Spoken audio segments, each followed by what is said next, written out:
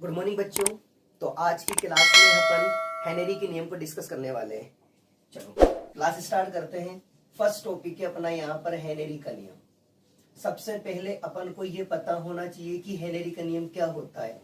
तो अपन जानते हैं, अपन ने पढ़ रखा है कि गैसों की विलेयता पर दाब की जो प्रभाव होता है उसको हेनरी ने स्पष्ट किया।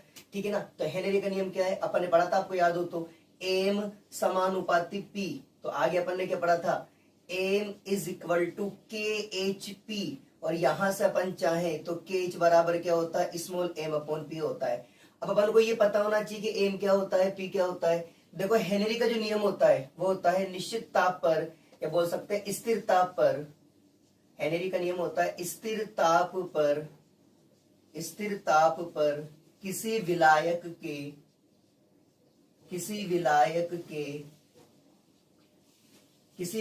के निश्चित आयतन में घुली गैस की मात्रा एम, या आ गया आपके पास एम, गैस की मात्रा एम साम्य पर दाब के समानुपाती होती है, दाब के समानुपाती होती है। तो ये आ गया आपका दाब के समानुपाती होती है। इसे क्या बोलते हैं बच्चों, इसे हेनरी का नियम कहते हैं, हेनरी का नियम कहते हैं। इससे पहले का जो वीडियो था, लेक्चर था, उसके अंदर भी मैंने आपको हेनरी का नियम बताया था, लेकिन मैं आज दोबारा इसको डिस्कस कर रहा हूं। तो क्या होता है, स्थिर ताप पर किसी विलायक के निश्चित आयतन में घुली गैस की मात्रा एम साम्य पर दाब के समानुपाती होता है, इसे हेनरी का नियम कहते हैं। अब आगे हेनरी का नियम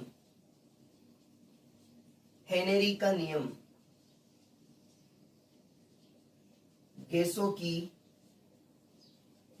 की द्रवों में विलेयता पर दाब के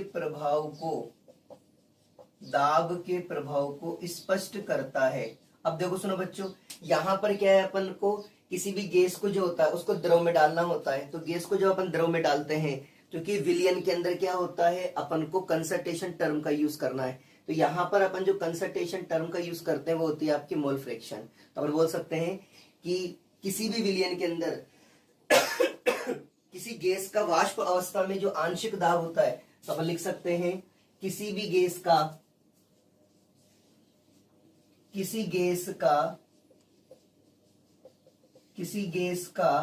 वाष्प अवस्था में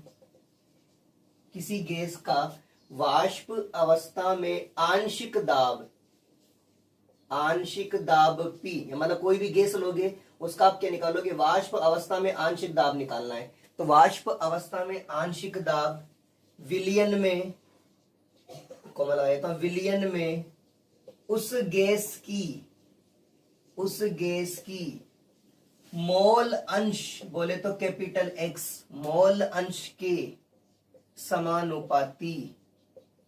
समानुपाती होती है। तो ये भी अपन को याद रखना है। इसलिए यहां पर अपन कंसंट्रेशन टर्म के अंदर किसका यूज करते हैं, मोल फ्रैक्शन का यूज करते हैं। तो P जो होगा वो डायरेक्टली प्रोपोर्शनल होगा मोल फ्रैक्शन ऑफ गैस। तो यहां से क्या निकालेंगे, P इज इक्वल टू क्या होगा, KH X गैस। और यहां से अगर अपन KH का मान निकालेंगे तो क्या आएगा, ये दोनों से एम ही ध्यान रखना, KH का मान निकालेंगे तो क्या होगा, P अपॉन X गैस। ठीक है ना, ये अपन को निकालना है। अब पता होना चाहिए P क्या होता है। देखो P क्या होता है, P तो आपका प्रेशर है, ये प्रेशर है। X अपन को पता है ही सही, गैस की क्या है, मोल फ्रैक्शन, यानी कि बोले तो मोल अंश है, ये हो गई मोल अंश। और अगर अपन इसकी बात करें H, तो ये हेनरी, H वाला हेनरी। और K की बात करें तो यहाँ पर K क्या होता है आपका बच्चों, नियतांक होता है। ठीक है। अब कैसे करें अपन, अगर अपन को किसी गैस की मोल फ्रैक्शन निकालनी है तो अपन ने पढ़ा था, आपको याद हो तो, X solute plus X solvent बराबर 1, ये आपको याद रखना है। ठीक है ना।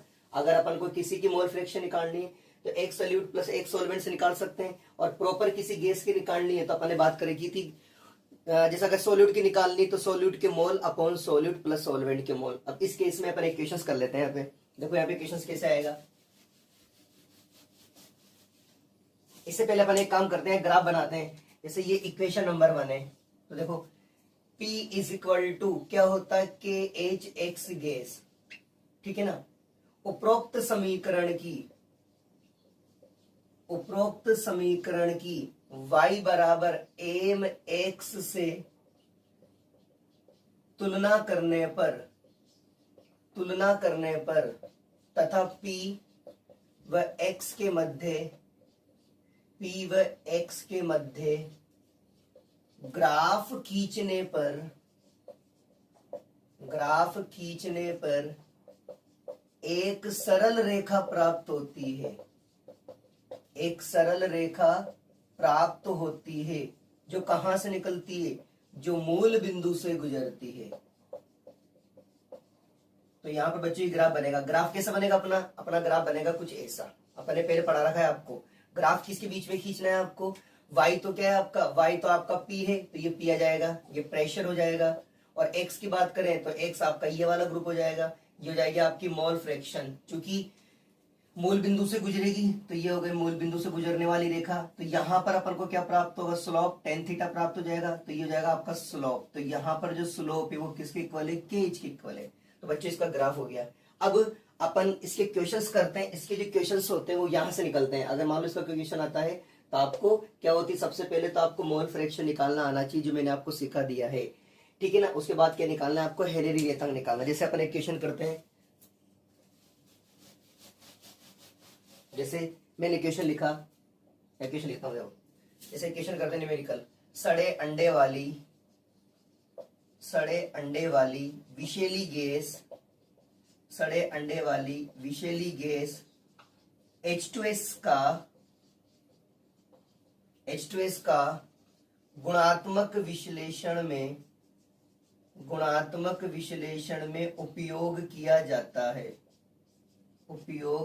जाता है यदि H2S की जल में STP पर विलेयता 0.195 स्मॉल am हो तो 0.195 स्मॉल am हो तो क्या बनेगा? हेनरी स्थिरांक की गणना करो। इंपॉर्टेंट क्वेश्चन है बच्चों। देखो क्वेश्चन क्या है? सड़े अंडे वाली विषैली गैस। तो सड़े अंडे वाली विषैली गैस कौन सी होती है? आपके H2S होती है। गुणात्मक का मतलब होता है प्रैक्टिकल में आप यूज करते हैं, विश्लेषण में उपयोग किया जाता है यदि H2S की जल में STP का मतलब होता है स्टैंडर्ड, STP का मतलब होता है स्टैंडर्ड टेम्परेचर और प्रेशर। ये अपन को याद है ही सही। तो क्या होगा? Standard temperature pressure. मैंने आपको हिंट दी है यहां पर। तो यहां पर अपने आंसर लिखा हुआ है कि 95। एम का मतलब क्या होती है? मोलिलिटी, है ना। एम यानी कि मोलिलिटी H2S का अर्थ है, ठीक है ना। तो अपन क्या लिख सकते हैं अर्थ इसका? अपन लिख सकते हैं यहाँ पे, देखो ये जो आपको एम दिख रहा है ये एम है मोललता, ठीक है ना। और मोललता किसमें निकलती? 1 किलोग्राम के अंदर। तो अपन बोल सकते हैं 0.195 मोल H2S 1 किलोग्राम या 1000 ग्राम जल में उपस्थित है। बताओ ये से नो। और वैसे भी मैंने आपको ये चीज लिखना सिखा दिया है, ठीक है ना। तो सबसे पहले बात करते हैं गिवन। ये अपन को आना चाहिए, बस इंपोर्टेंट यही चीज है। देखो WA का मान निकाले तो WA का मान तो कितना जाएगा आपके पास? सीधा अगर अपन देखें तो अपने पास डायरेक्ट मोल आ गए, है ना। तो H2S के मोल क्या है? तो मोल को रिप्रेजेंट करते हैं स्मॉल n के द्वारा। अपन H2S निकाल रहे हैं तो H2S हो जाएगा। आपको डायरेक्ट इक्वेशन में गिवन है 0.195 m, ठीक है ना। अब क्या निकालना है आपको? H2O के मोल निकालना है, ठीक है ना। कैसे निकालोगे? तो ये तो n हो जाएगा और ये H2 हो जाएगा। कैसे निकालोगे मोल? अब देखो विलय की मात्रा कितनी है आपके पास? 1000 ग्राम। तो ये तो जाएगा आपके पास 1000 ग्राम। अपन जानते हैं जल का वेट कितना होता है? 18 ग्राम पर मोल। हो गया। तो अपन जनरली क्या करेंगे? यहां पर 18 ग्राम पर मोल से डिवाइड करेंगे, ग्राम से ग्राम कट जाएगा और अपने पास आंसर आ जाएगा 55.5 मोल। तो बच्चों अपन ने मोल निकाल ली, ये मोल आ गई। अपन ने बात करी थी कि अगर मोल अंश निकालना है, मैंने आपसे पहले कहा था सबसे पहले आपको मोल निकालना है, फिर मोल अंश निकालना है, फिर हेनरी कांस्टेंट की कैलकुलेशन करनी है। यहाँ पर अपन किसके निकालेंगे? मोल अंश, सॉलिड की मोल अंश निकालेंगे। तो H2S की मोल भिन्न यानी कि मोल अंश कैसे निकलेगी? XH2S बराबर क्या होगा? NH2O H2S, NH2S प्लस क्या होगा NH2O, विलय की मोल, विलय के मोल प्लस विलायक के मोल, तो क्या होगा XH2S बराबर, इसका कितना है अपने पास 0.195, इसका कितना है 0.195 और इधर कितना है 55.5, अपन कैलकुलेट करेंगे 0.035 आ जाएगा, क्योंकि मोल फ्रैक्शन है, मोल फ्रैक्शन क्या होती है यूनिटलेस होती है। अब क्या करना है अपन को यहाँ पर बच्चों हेनरी कांस्टेंट की कैलकुलेशन करना है। तो अपन जानते हैं हेनरी नियतांक, हेनरी नियतांक की गणना। क्या पढ़ा था अपन ने अभी पढ़ा था अपन ने, अपन जानते हैं के एच बराबर क्या होता है P upon x H2S, gas का नाम दे दिया ना, तो के एच बराबर, प्रेशर के बारे में तो बात कर ही नहीं रहा। अब जब क्वेश्चन के अंदर प्रेशर के बारे में बात नहीं कर रहा है तो अपन यहाँ पे प्रेशर क्या ले सकते हैं, आप ले लो यहाँ पे, जैसे मैंने ले लिया एक बार में ले लिया मैंने, ठीक है ना। अगर जो प्रेशर दे देता मेरे को तो मैं यहाँ पे रख देता, क्योंकि प्रेशर के बारे में बात नहीं हो रही, इसका मतलब एक बार के बारे में बात हो रही है। और XH2S का मान कितना 0.0035, आप इसको कैलकुलेट कर लेना, अप्रोक्सीमेट आपके आंसर जाएगा 289.5। किसमें आएगा आंसर आपके बार, क्योंकि प्रेशर है, ठीक है ना। तो बच्चों ये सवाल इंपॉर्टेंट है, एग्जाम में 2 या 3 बार ये बोर्ड में आ चुका है, तो आपको अच्छे से आना है। जल्दी से आप इसका स्क्रीनशॉट ले लो, फिर अपन एक बार और इसको डिस्कस करते हैं।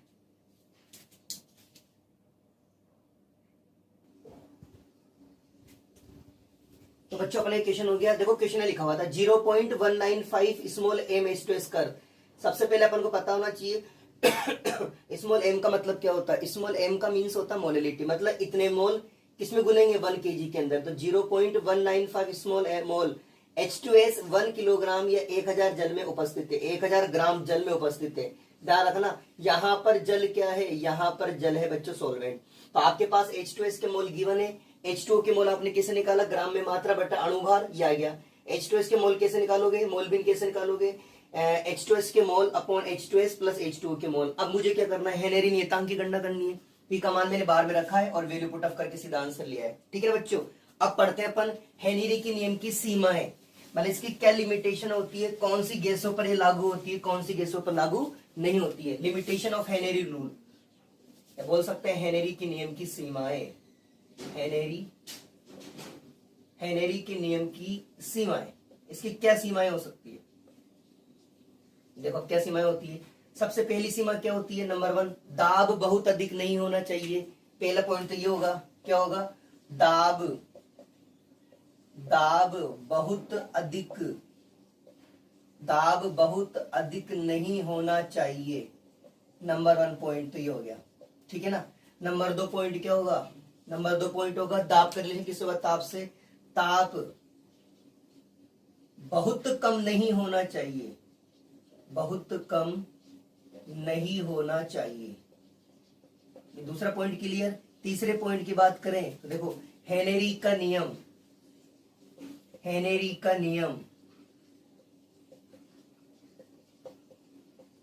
उन गैसों पर, हेनरी का नियम उन गैसों पर लागू होता है, उन गैसों पर लागू होता है जिनकी विलेयता विलायक में कम होती है। ध्यान रखना, विलायक में कम होती है। अब यहां से अपन एक एग्जांपल ले लेते हैं। फॉर एग्जांपल अपन बात करते हैं CO2 NH3 के ना, तो CO2 तथा NH3 की जल में विलेयता अधिक होती है, जल में विलेयता अधिक होती है। अच्छा क्यों होती है इसके बारे में अपन डिस्कस कर चुके। CO2 तथा NH3 की जल में विलेयता अधिक होती है, यह जल के साथ संयुक्त होकर क्या बनेगा, यहां तो बनेगा H2CO3 तथा NH4Cl बनाती है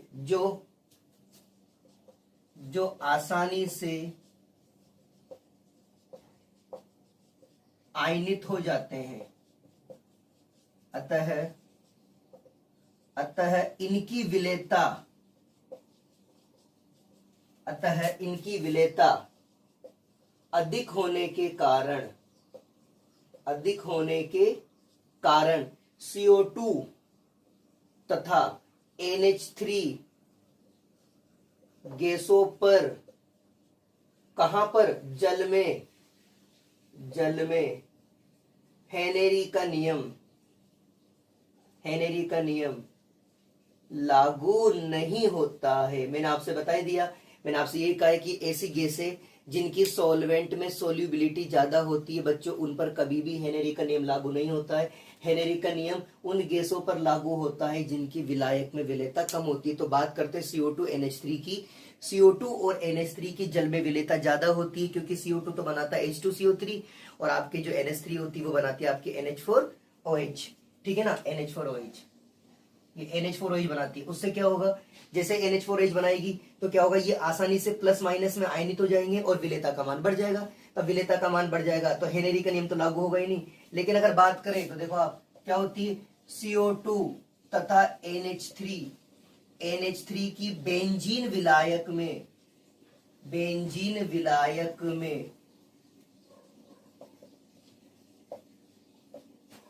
विलेयता कम होती है। अतः बेंजीन विलायक में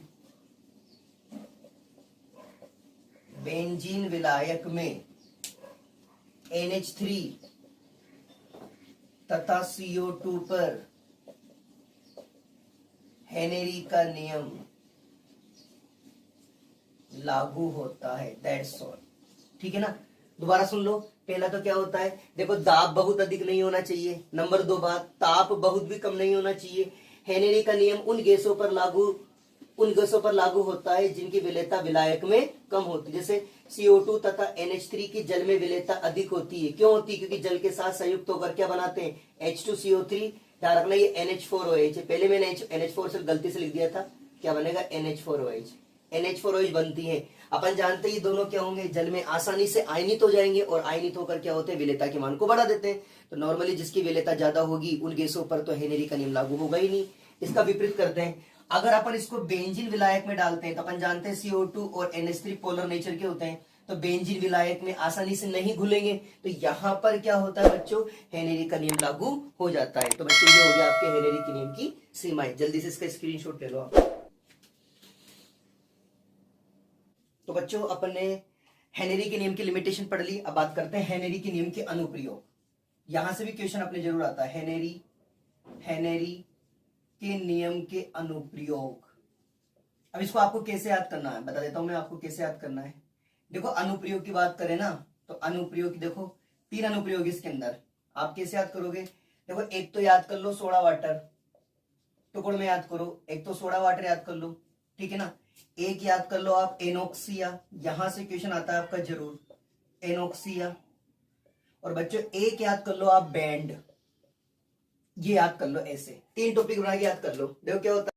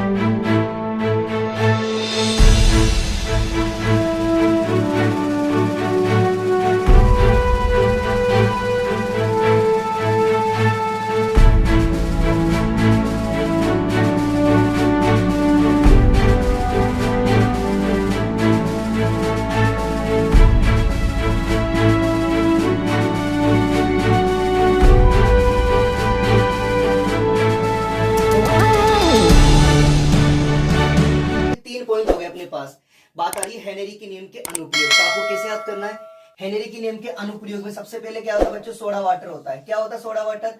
सोडा वाटर की बोतलों में CO2 गैस को उच्च दाब पर सील पैक किया जाता है। आपने देखा होगा सोडा वाटर की जो बोतल्स होती है उनमें क्या करते हैं अपन, CO2 गैस को उच्च दाब पर सील पैक करते हैं, ठीक है ना। क्यों करते हैं? अपन CO2 गैस की विलेयता को बढ़ाने का प्रयास करते हैं वहां पे। दूसरा है ऑक्सीजन, यानी कि एनॉक्सिया। ऑक्सिया, ऑक्सिया का मतलब होता है ऑक्सीजन की कमी।